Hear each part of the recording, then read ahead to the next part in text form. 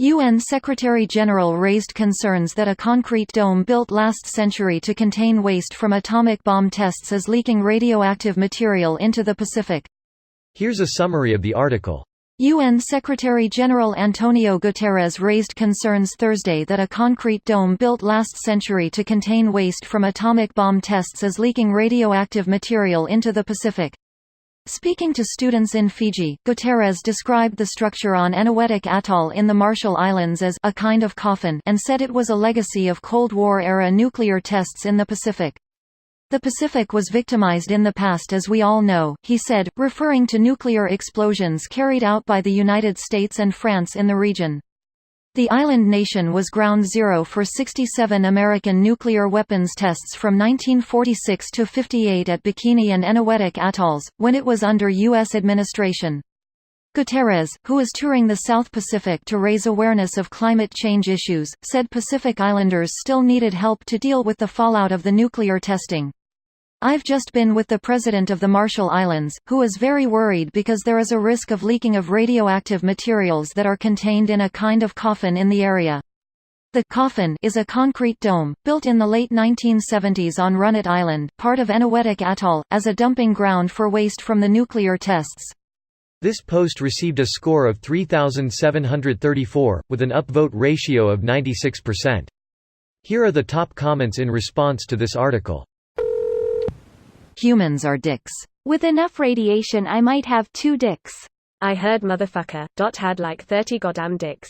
Here, for the uninitiated or those who can't place it. New favorite song. Edit for the next 5 minutes. If you're a fan of Brad Neely, then I invite you to watch the full-length interpretation of HP1, his version, which is incidentally the best Harry Potter film. Wizard people, dear reader. I never knew I needed this in my life until you graciously bestowed it upon my eyeholes. This dome is brought up a lot and is always wildly sensationalized compared to the facts. The radiologic inventory beneath the Cactus Crater containment structure is dwarfed by the current inventory of fallout radionuclides in atoll lagoon sediments. Consequently, catastrophic failure of the concrete facade covering the debris pile and instantaneous release of all its contents into the lagoon will not necessarily lead to any significant change in the radiation dose delivered to the local resident population. It contains less than 0.8% of the nuclear waste on that one atoll, the rest is unshielded, uncontained. Total structural failure is thought to be inconsequential. This structure is not that big of a deal, it's just contaminated dirt, not big chunks of bomb cores. So what they are saying is that it's no big deal, because the whole place is so filthy with radioactivity already.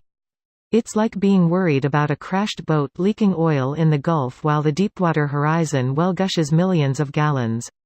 No, what they're saying is that it's roughly the same between radiation amounts inside vs outside the dome. Some don't emit radiation that rises above the background, but are toxic if you consume it. Some release radiation that rises well above the background, but some could be a combination of these. Just because a scientific paper comes to a particular conclusion, radiation inside the dome is equivalent with radiation outside the dome, does not mean you can extrapolate out to a different one. Replies like this are the reason I love Reddit. Thanks for the detailed explanation. Built last century, nice. It's less than half a century old. 20-year-olds were born last century. What a shit way to sensationalize a headline. Do you want Godzilla? Because that's how you get Godzilla. Yes sir, bring back Lord Godzilla. I, for one, think it's hilarious that we tested all these on what would be highly exclusive beach communities today. There are tons of islands in the Pacific with very poor people living there, they would not be highly exclusive beach communities. You're free to move there if you like, the US owns a lot of them. This video was automatically created by Reddit to speech. The article and comments in this video were selected from Reddit according to their upvotes, and any paraphrasing was performed by smmry.com, without any human intervention.